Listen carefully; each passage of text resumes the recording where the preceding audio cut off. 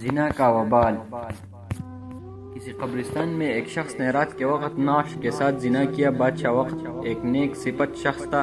اس کے خواب میں ایک سفید پوش آدمی آیا اور اسے کہا کہ فلاں مقام پر فلاں شخص اس گناہ کا مرتکب ہوا ہے، اور اسے حکم دیا کہ اس زانی کو فوراً بادشاہی دربار میں لا کر اسے مشیر حاس کے عہدے پر مقرر کیا جائے۔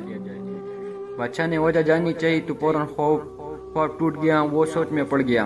بہرحال سپاہی روانہ ہوئے اور جائے وقوع پر پہنچے۔ وہ زانی شخص وہیں موجود تھا۔ سپاہیوں کو دیکھ کر وہ بوکلا گیا اور اسے یقین ہو گیا کہ اس کی موت کا وقت آن پہنچا ہے۔ اس بادشاہ کے سامنے حاضر کیا گیا۔ بادشاہ نے اس کے گناہ سنائے اور کہا، آج سے تم میرے مشیر حاس ہو۔ دوسری رات بادشاہ کو پھر خواب میں آیا تو بادشاہ نے فوراً اس سفید پوش سے اس کی وجہ پوچھی کہ ایک زانی کے ساتھ ایسا کیوں کرنے کا کہا آپ نے؟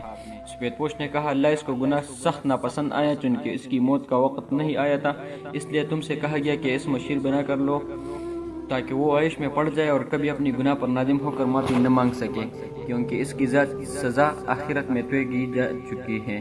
مرتے دم تک وہ عیش میں غرق رہے گا، بلکہ خوشی بھی ہوگا کہ جس گناہ پر اسے سزا دی جانی چاہیے تھی، اس گناہ پر اسے اعلیٰ عہدہ مل گیا، سوائے اسے عیاشی اور بار بار موقع ملنا قدرت کا اس کو گمراہی میں ہی ڈال رکھنے کا مقصد تھا۔ ابو اٹھے، میرے سر پر ہاتھ رکھا اور کہا، بیٹا جب گناہوں اور آسانی ملنے لگا تو سمجھ لینا آخرت خراب ہو گئی اور توبہ کے دروازے بند کر دی گئے تم پر۔